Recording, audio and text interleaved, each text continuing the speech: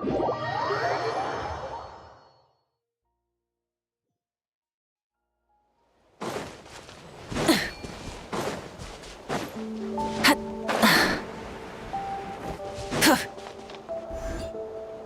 you're back!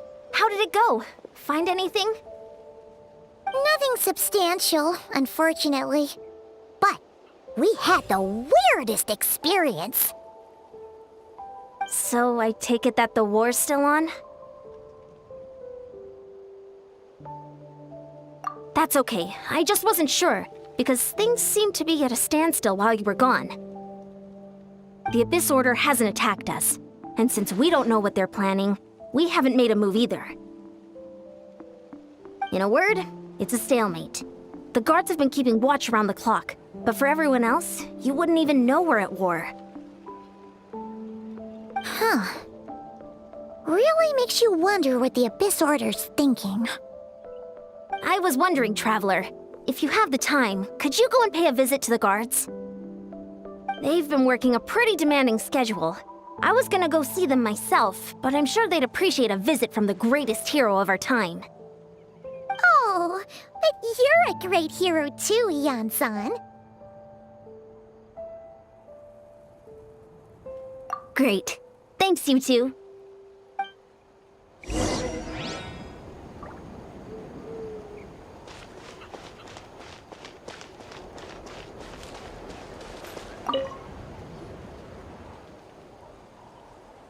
Wow! Tumaini, our hero. We've actually fought together before. You probably don't remember it, though. That's to be expected. You took point, and I was much further back in the ranks. I saw you, though. You were a great inspiration to us all. Thank you for standing guard this whole time. It's all good. Honestly, it's not been that much work. Haven't heard a peep from the enemy. Nothing that would indicate an impending attack.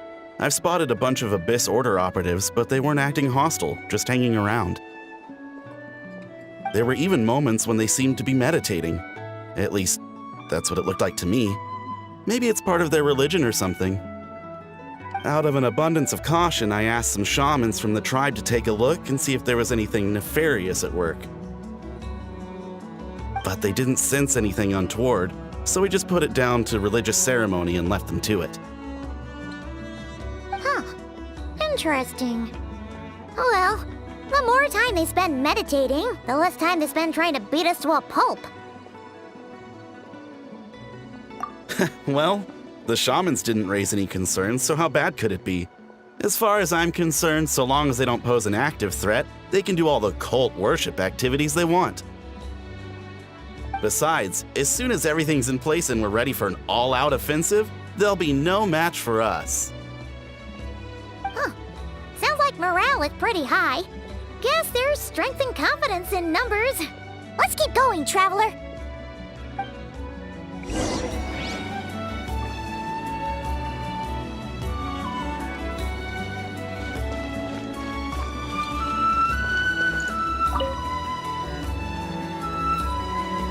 Huh? Is that Tumaini? What brings you here? Is this, like, a meet and greet? I wasn't... I'm so nervous. Hey, come on! You'd march to war without so much as blinking. What's so scary about a chat with a Traveler, huh? It's not the same thing at all. There are plenty of chances to go to war. But a one-on-one chat with our great hero? That could be a once-in-a-lifetime opportunity. How can I not be nervous? What if I say something wrong? Or if my posture's bad? Or if I accidentally make a weird expression with my face? One bad impression can stick for life. No one's here to judge you on your posture or your facial expressions. Relax! All right, then. I'm sorry, great hero, but I have a small favor to ask. What Paimon guess? An autograph, right? That's easy.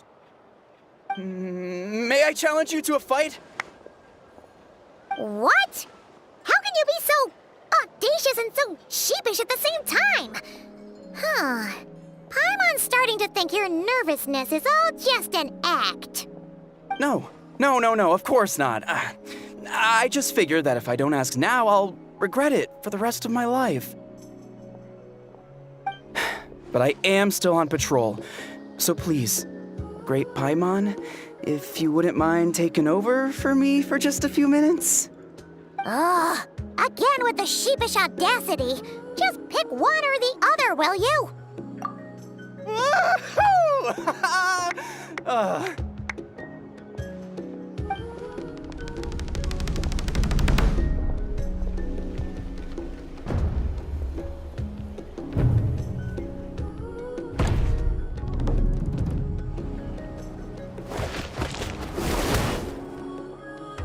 Obviously, I never expected to win, but until now, I didn't appreciate just how great the gulf was between us. I'll be bragging about the day I got to spar with Hermione for the rest of my life. Today's really my lucky day. Ugh, Paimon can't keep up with you.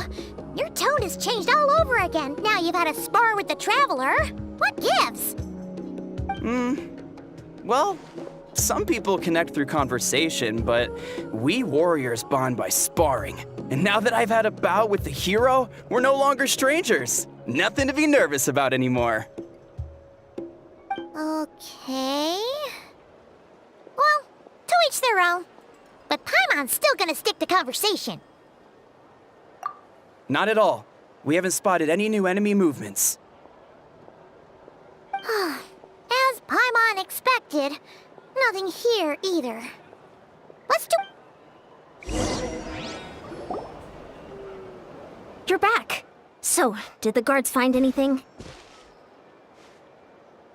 Nothing much, no. Someone mentioned that the Abyss Order has been doing some kind of meditation or prayer, but apparently it seemed harmless. Paimon wants to lodge a complaint about one of the guards, though. His name's Kentalo.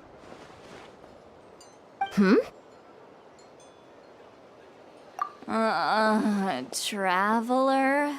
You're back already? No one thought to wake me up, huh? In fairness, you look pretty hungover. Can't imagine anyone wanting to wake you up in that state. I'll have you know I'm perfectly sober when I'm hungover. Okay. I'll admit that sounds strange at face value, but regardless. What I meant to say is, I heard something about the Abyss Order engaging in meditation. Yeah, that's right. Does that mean anything to you, Siglali? I sensed something strange in my dream.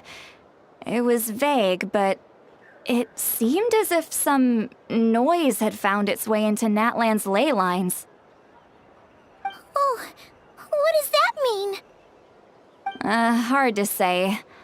I don't think it had any tangible effect on the Night Kingdom or on our ley lines, but still. It's like a signal that exists on a different dimension of reality. It might not interfere with ours or pose any detectable risk, but I just get the sense that something strange is going on. Oh. So even someone as familiar with the ley lines as you can't tell what's going on. No wonder the shamans that Satura called to the front lines couldn't sense anything. Ian-san, I think we should go talk to the chiefs. There's no point dragging this out. We need to take the initiative and drive the Abyss Order out of Natlan for good. If that's the Council of Granny Eatsley, I'm sure the chiefs will agree. But it will still take us some time to gather the required force. In war, adequate planning and preparation is the key to victory. Sure, but the finer details aren't my concern. Anyway, I'll leave you to it.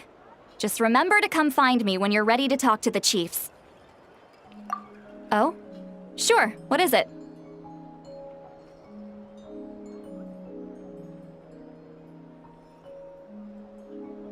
Huh, you mean only select individuals can see them? Now that's a strange one. I guess they could be manifestations of a disturbed psyche? Or extreme negativity embodied in physical form? It could also be a simple case of dead monsters whose souls got stuck here somehow. Well, I say simple. Things quickly get confusing when you start looking into monster souls. For starters, trying to figure out which classification system to use is a real pain in the... All right, we get it. Granny Eatsley's learning and wisdom knows no bounds. But could we just get the short answer? Hey, I was just thinking out loud. You really think I was just trying to flaunt my knowledge? Anyway, the short answer is... there are many potential explanations for the kind of phenomenon you describe. That said, it's not something I've ever encountered in all my years. Whew, wow. Okay. Well, if Granny Eatsley's never seen it, it might as well not exist, right? Hey, I'm not that old! Care to elaborate on what happened? This all sounds rather mysterious. Really? You had to hold her hand to see the monsters? That sounds a little contrived. Huh? That's the part that bothers you? Maybe the point is more that it requires direct physical contact, whether that be hand-holding or otherwise. But that's neither here nor there. What bothers me is, it sounds like she's convinced that your sibling, the leader of the Abyss Order, is a savior. That really makes me question whose side this girl is on, and whether what she told you about her background is actually the truth. Sorry if that comes across as paranoid. It's just hard not to be suspicious of everything when we're in the middle of a war. Actually, Paimon feels like you make a fair point. Whoever this girl is, she sounds like bad news. Okay, well, you're clearly just jumping to conclusions. It's hard to know what to make of it. A young lady all by herself, lost in the middle of nowhere, sees monsters that no one else can, calls the leader of the Abyss Order her savior. At the very least, we should remain vigilant. Keep a close watch on her. Sounds sensible. On that note, we probably shouldn't have left her by herself in that cave. Traveler, we still need some time to muster our forces. Maybe you could check on her if you're not busy. Just be careful. It's settled then. Let's go check on her.